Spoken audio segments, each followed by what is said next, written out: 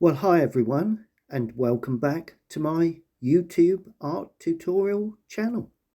I'm a professional artist working from my studio in Essex in the UK and looking really at in the countryside. This lovely scene, as you can see, the lovely old beamed building in the beautiful village setting of Writtle. It's come off particularly well, I think. I enjoyed the overall painting process.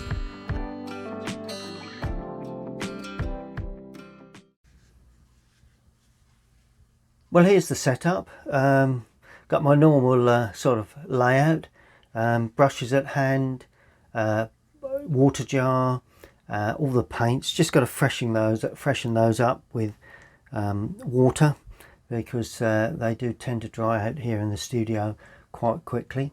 And there's the paper on the board. So let me show you quickly the very basic drawing of this lovely old building here on Writtle Green.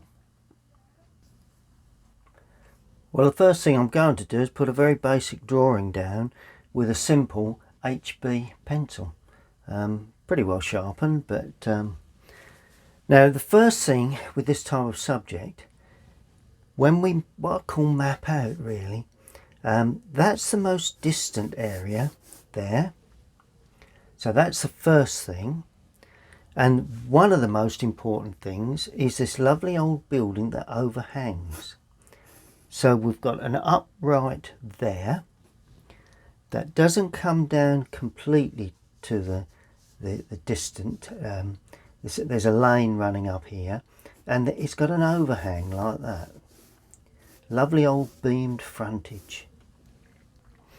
It's of a reasonable width.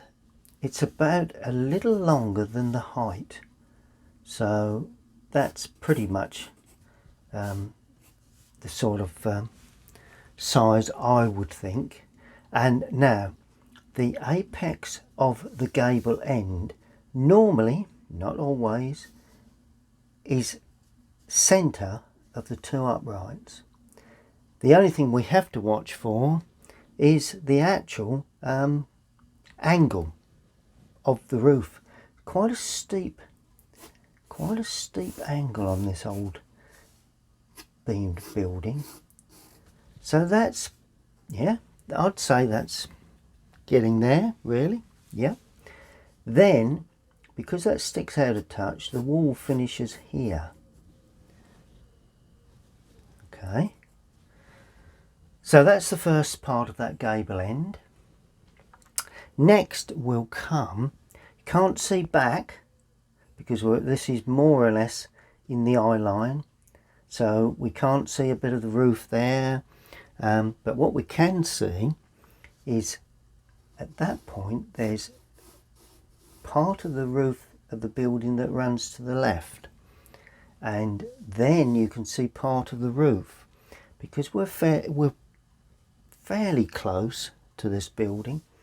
The roof lays like that, and that heads back down because we're looking up to that.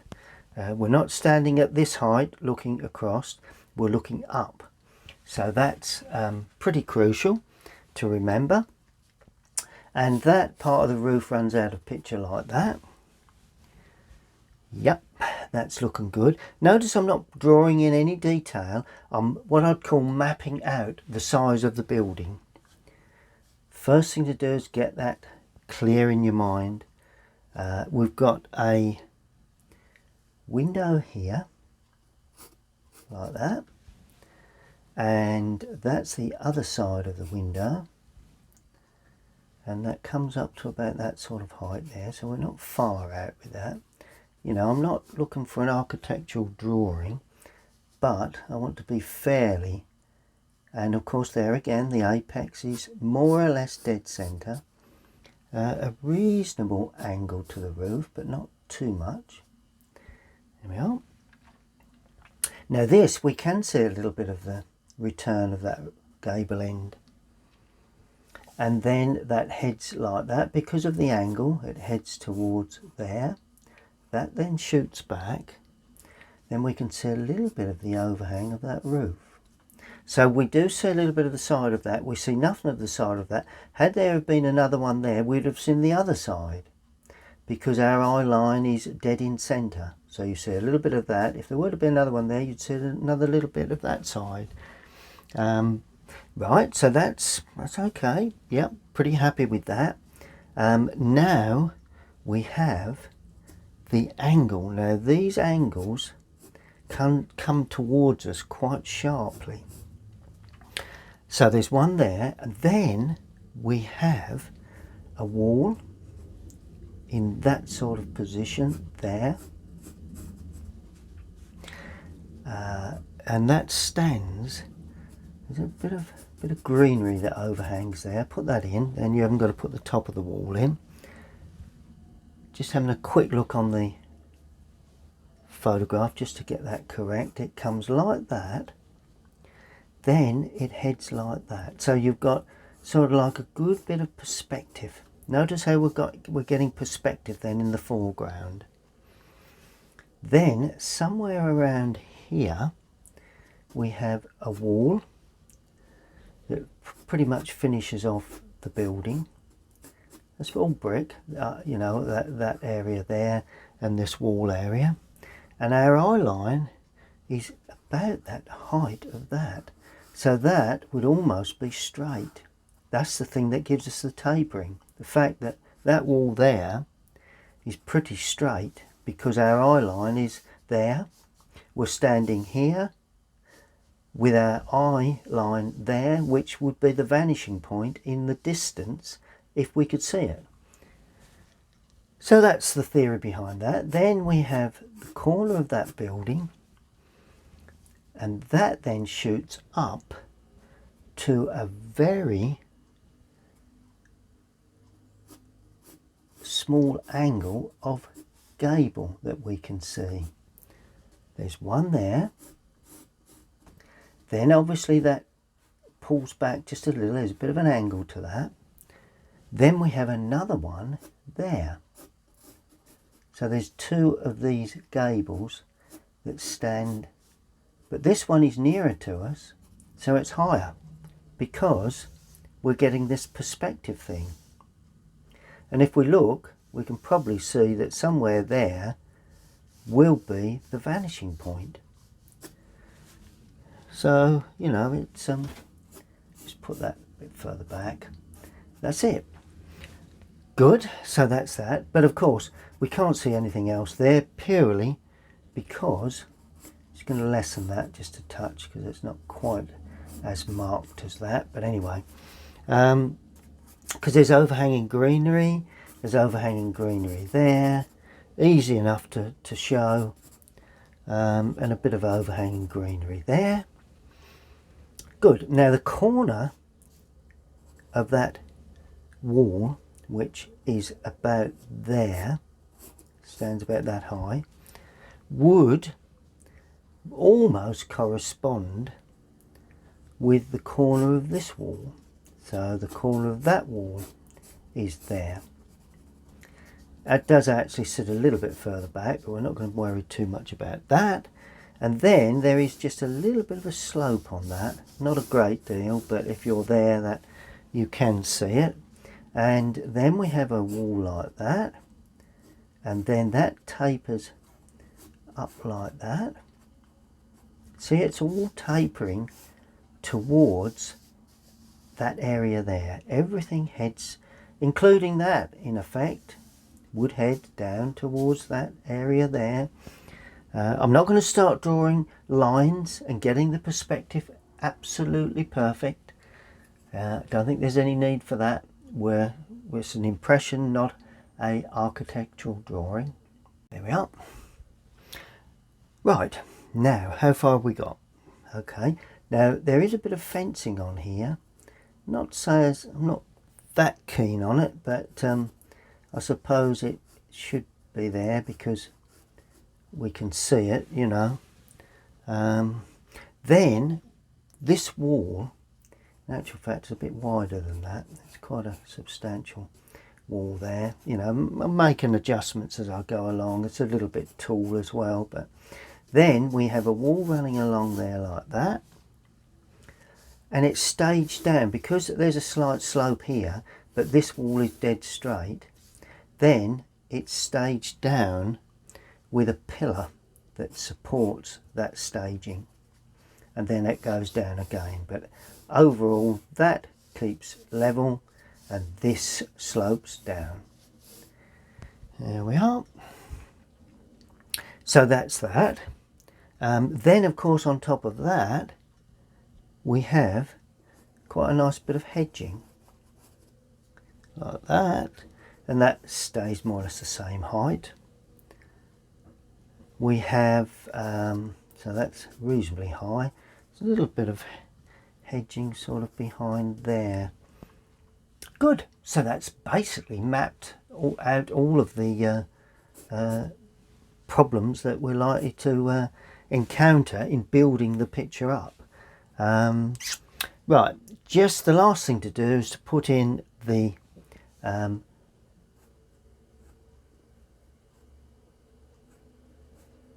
castellations, I think they call them, of the church in the distance, and they can be put in fairly simply. I'm not counting them, I'm not making a fuss over that. There will be little cap bits that go on. There is just a little bit of detail there like that to the architecture. We then have some taller ones here. Let's just put a little bit of that, more of that greenery in. We then have taller ones here, but let's do those first. So they are a little taller than those, like that. Get those in so we get the right height. There we are. It's all part of the church. Then of course that church actually finishes about there on the ground. So we've got a nice streak of light coming through there. Then we have a window there with the normal sort of stained glass and what have you. That's that.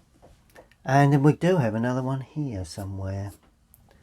Why can't we see the bottom? Oh, well, in theory that hangs down, so maybe we're not going to see a lot of that, but let's just put that in there. There we go. That's pretty simple, pretty easy to do. We do have a gate at the end here. Oh, we do have a car. Shall we put the car in? Not very often I do vehicles in these sorts of subjects, but I just think that I suppose that it is it's there, so I suppose we should really put it in. There we are. That's pretty much roughly how it goes, very roughly. That's pretty simple. And then of course we do have a gate, as I say. There's a main post there, and there's quite a large cross section, and another post there, cross section there, and then we have some small little sections and then a solid area. So that's that, and that finishes pretty much there. And then there's an opening there to go towards the church. We do have another little bit of planting there, just to help close that in. Other than that, just got to show where that brick wall comes, and that there's a pillar there, well, and then the top of the wall finishes there. Right, detail on the building. We've got the chimney, quite a tall chimney, stands quite close to that. There again, because we're head on, we can't see much of that, and that finishes there. There's a bit of an overhang that we can see, and then there's chimneys on top of that. For some unknown reason we've got one there and another one there. It's a bit lower. You'd expect them. I suppose they're not on the same plane, but there you go. We're not too concerned over that. We have an lovely old arched beam there. Now this is vital that we get these sort of bits of architectural detail in like that. No need to worry too much with the drawing, because quite often these old buildings are not, they're built on site, many of them.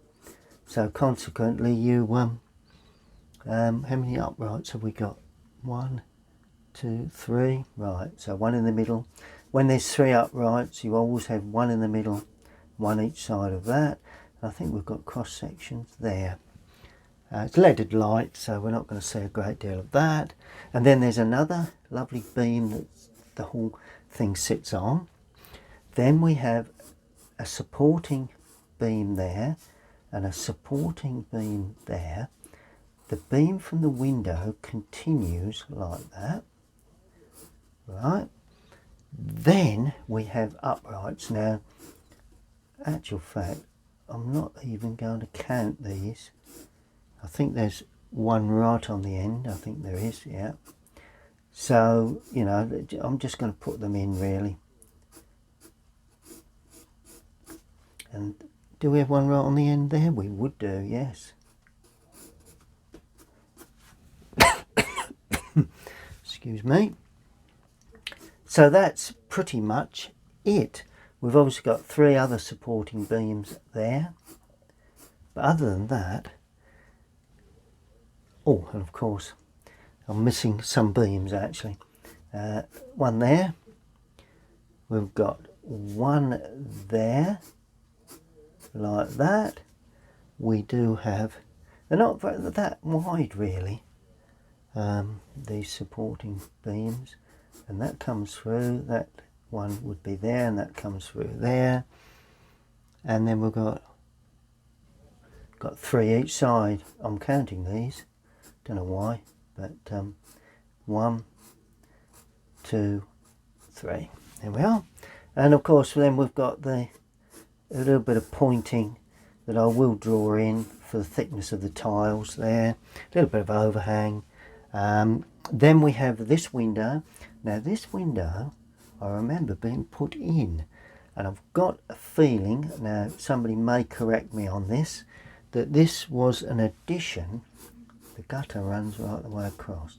That has been put in fairly recently, and I've got a feeling that it was there in the original house and then it actually was removed for some unknown reason. So I understand the owners put it back, but I may be wrong. That may be something that I'm thinking at the top of my head, but I think that's what happened. We have another window here on the underside, and this will be in shadow, but albeit I think we've got 3 uprights on. Oh no, we've got more. 1, 2, 3. There's 4. Now this is more difficult. We've got 2 there and 2 there. Odd numbers are easier than even numbers, which does seem funny, but that's correct. That's it's quite a big beam there and another one there. We've got another window under here, and it sits more or less under that one there. It's a little bit bigger and it comes up a little bit higher than that, and I've got there, but that sits fairly low. Don't think we can see. We've got another bit of hedging there, but I don't think we can see any more than what I've shown there. We've got 1, 2, 3 uprights on that. Okay, so it's slightly smaller, so 1 in the middle, 1 each side, and a cross section there. Right, now we continue then with these beams, and as I said, I'm not counting them as such, purely because it's just too laborious. I'm just looking at the spacings really. That's my main concern, that I get the spacings correct. You know, it looks not too close and not too open.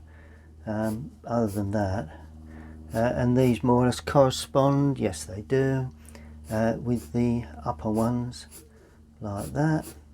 So, and then of course on the side here we've got these lovely trees that are just overhanging. It sort of like frames the whole thing, so we've got no problems there. And here we have lovely trees again overhanging. Can't actually see the church tower because of these overhanging trees. There we are. And that, just a little bit of grass there. That sits there. And that is all you need to do to complete the first phase of this painting. Simple drawing really.